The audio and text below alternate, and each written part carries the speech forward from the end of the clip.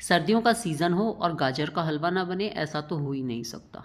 हर घर में अब तक कई बार गाजर का हलवा बन चुका होगा और आपने कई बार खा भी लिया होगा। पर इस बार मैं आपके लिए लेके आई हूँ गाजर के हलवे से एक अलग बिल्कुल यूनिक सी रेसिपी जो आपने अब तक ट्राई नहीं की होगी। तो अब की बार गाजर का हलवा छोड़िए, एक बार ये वाली रेसिपी भी ज़रूर ट्राई करके देखिए। बहुत ही टेस्टी लगेगा और आपका बहुत टाइम भी बचेगा इसमें। टाइम कैसे बचेगा वो मैं आप वीडियो के लास्ट में आपको बताती हूँ। जब आप इस रेसिपी को बना लेंगे और इसको खाने लगेंगे तब आपको बताऊँगी कि इसको इस तरह से बना के आप कितना फ़ायदा आपको होने वाला है। सच में कह रही हूँ, मुझे ये फ़ायदा हुआ है इसलिए मैं आपको बता रही हूँ। तो इस मज़ेदार सी रेसिपी को बनाने के लिए, विंटर स्पेशल रेसिपी को बनाने के लिए मैंने कुछ गाजर ली हैं और इनको मैंने कद्दूकस कर लिया। मैंने ये 2 से 3 किलो के बीच में गाजर ली हुई हैं और इसके बाद कद्दूकस करके इनको मैंने डाला प्रेशर कुकर में और इसका ढक्कन बंद करके मैंने इसमें 2 विसिल दिलवा दी ताकि मेरी गाजर अच्छे से पक जाएँ। बहुत ही आसान सी रेसिपी है, बड़ी जल्दी आप इसको तैयार कर लेंगे क्योंकि हमने गाजर को पका लिया है प्रेशर कुकर में। और इधर आपने देखा, मैंने शुरू में आपको दिखाया था, मैंने दूध रखा हुआ है गैस पे। ये मैंने 4 लीटर दूध लिया था और इसको मैंने पकने के लिए रख दिया। इसका मैंने बना लिया है मावा। तो ये मावा बन रहा है जो कि घर का शुद्ध मावा बनेगा, बहुत ही बढ़िया रहता है। बाज़ार में तो मावे इतने मिलावटी मिलते हैं कि बाज़ार से लेके मावा कुछ भी रेसिपी बनाने का कोई मतलब नहीं है, और घर पे बनाओ तो बड़ी अच्छा बन जाता है। तो ये देखिए, ये मेरा मावा निकल चुका है, बिल्कुल रबड़ी जैसा तैयार है, बहुत ही बढ़िया। तो इसको अब हम बंद कर देंगे, ये तो हम तैयार करके साइड में रख लेते हैं।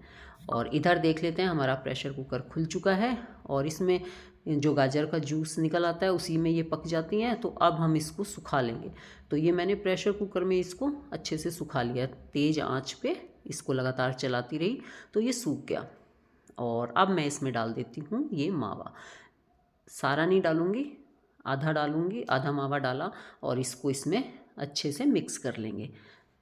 तो अभी गैस पे रखा हुआ है मैंने, मतलब प्रेशर कुकर में ही है और इसी में मैं इसको मिक्स कर रही हूँ। तो इस तरह से ये सारा मैं इसको अच्छे से मिक्स करूँगी। बहुत ही टेस्टी लगेगा, आप इसको बनाएंगे तो उसके बाद आप हर बार बनाने लगेंगे इसको, ये पक्की बात है। अभी तो ये बिल्कुल हलवे की तरह तैयार हो गया है, तो यहाँ पे भी आप इसको खा सकते हैं। गाजर का हलवा तैयार हो गया है, बहुत ही बढ़िया सा मावेदार, बिल्कुल कहना मेरा बेटा बोलता है रिच टेस्ट वाला, क्योंकि जब हम मावा ज़्यादा डालते हैं तो उसमें रिच टेस्ट आता है।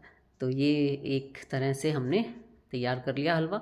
अभी मेरे को ये कढ़ाई में, उसमें प्रेशर कुकर में घुमाने में थोड़ी सी दिक्कत हो रही थी और साथ में मेरी कढ़ाई में भी काफ़ी सारा मावा लगा हुआ था, तो इसलिए मैंने क्या किया, इसको कढ़ाई में शिफ्ट कर दिया और अब कढ़ाई में भी जो साइड में लगा हुआ है मावा वो भी सब इसमें मिक्स हो जाएगा। और ये थोड़ा सा खुले बर्तन में जब हम इसको पकाते हैं तो ये सारा जल्दी सूख जाता है, ड्राई अच्छे से हो जाता है। तो अभी मावा डालने के बाद मैं इसको भून रही हूँ थोड़ा, और अब मैं इसमें डाल लेती हूँ घी। यहाँ मैंने 2 से 3 चम्मच बड़े वाले घी के डाले, क्योंकि अगर आप हलवा भी बनाते हैं तो उसमें भी घी डाले बिना, अगर आप उसको भुने बिना बनाते हैं ना, वो टेस्ट नहीं आता। घी डाल के तो आपको इसको भूनना ही चाहिए। जब आप इसको घी डाल के भूनोगे ना तो इसका टेस्ट बहुत ज़्यादा अच्छा आता है। और यहाँ पे मैंने इसमें इलायची पाउडर भी डाल लिया, और जैसे हमने चीनी डाली थी तो चीनी डालने के बाद ना ये काफ़ी पानी छोड़ देता है, तो इसलिए मैंने इसका पानी सुखाने के लिए इसको कढ़ाई में डाला था। और अब मैं इसको, एक ये कंटेनर लिया मैंने बर्फ़ी जमाने के लिए, ये किसी मिठाई के उसमें आया था ट्रे, तो मैंने बस वही लिया है ट्रे, और इसमें थोड़ा सा ग्रीस कर लिया। और ये जो मैंने गाजर का हलवा तैयार किया है, आप अभी तो इसे हलवा ही बोलेंगे, तो मैं इसकी इस तरह से एक पतली सी लेयर फैला लेती हूँ उसमें, पूरा अच्छे से इसको सेट कर दिया है। तो बहुत ही मज़ेदार सी आज मैं गाजर की बर्फ़ी बना रही हूँ, और इतनी आसान रेसिपी कि आपको इसमें कुछ नहीं करना। और अब जो मेरे पास मावा बचा हुआ था इसमें मैंने थोड़ी सी चीनी डाली और इसको गरम कर लिया, तो ये थोड़ा सा रबड़ी की तरह तैयार हो गया है। अब हम इस रबड़ी को अपने इस गाजर वाले मिश्रण के ऊपर फैला देंगे। इसकी कितनी भी मोटी लेयर बना सकते हैं, पर मैंने गाजर में बहुत अच्छे से खोया डाला था इसलिए मैं इसकी ज़्यादा मोटी लेयर नहीं बना रही, थोड़ी सी कमी रहेगी मेरी। पर हाँ, इसके ऊपर एक अच्छे से भर के लेयर फैला देंगे, क्योंकि इसमें मावे का टेस्ट तो गजब आता ही है। और वैसे भी मावे की मिठाई तो हर किसी को पसंद होती है, तो इसमें भी जब ये मावे की मिठाई बनेगी तो वो भी बहुत अच्छी लगेगी और इसका टेस्ट बिल्कुल चेंज कर देगी।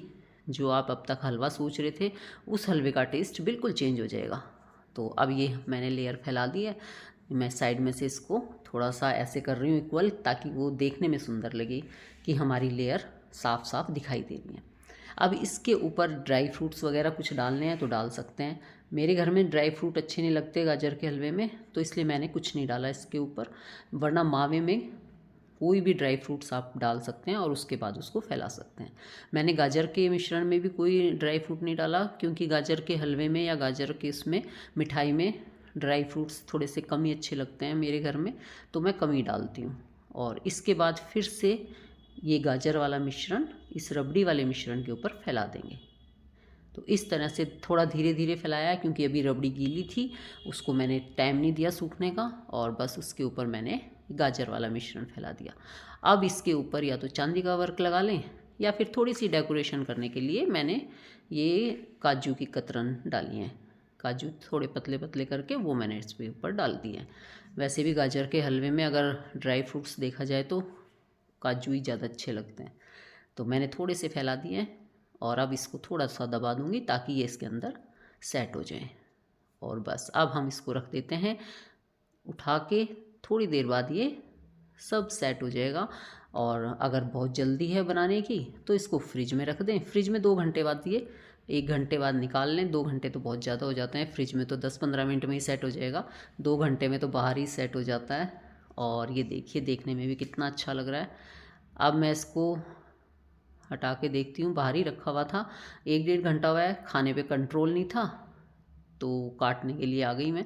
थोड़ा सा निशान लगा लिए, जैसा कि मैं आपको हमेशा बताती हूँ, मेरे हमेशा छोटे बड़े कटते हैं, कभी कटिंग में साइज़ ठीक आता ही नहीं है।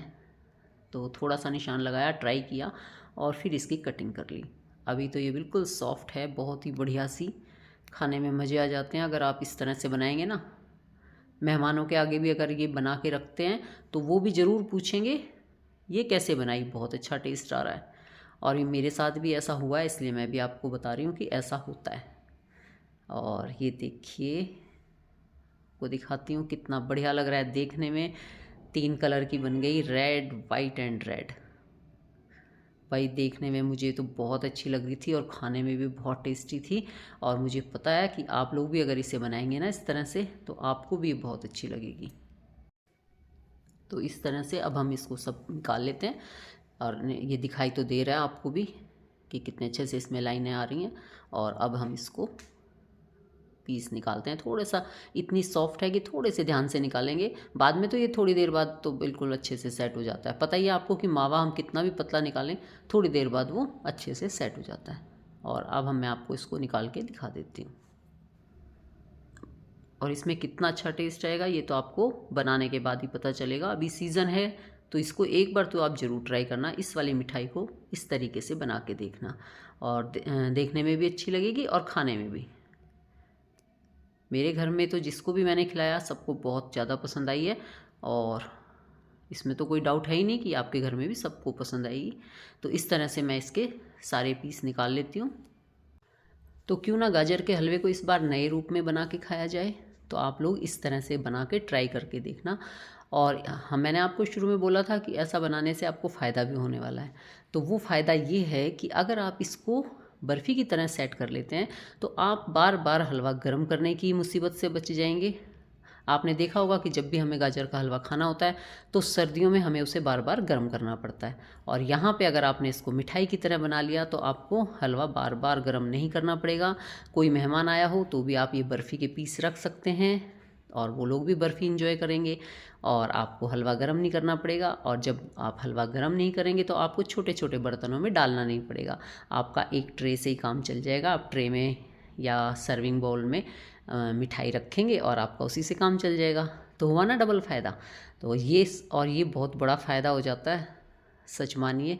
और बर्फ़ी खाने में तो एक आराम से पीस उठाते हैं और खा लेते हैं। सही कह रही हूँ ना मैं? भाई मेरे साथ तो ऐसा ही हुआ, इसलिए मैं आपको बता रही हूँ। तो कैसा लगा आपको मेरा आइडिया? अगर आपको अच्छा लगा हो तो वीडियो को लाइक कर देना, चैनल को सब्सक्राइब कर देना। हम फिर मिलेंगे किसी न्यू आइडिया के साथ, तब तक टेक केयर, बाय बाय।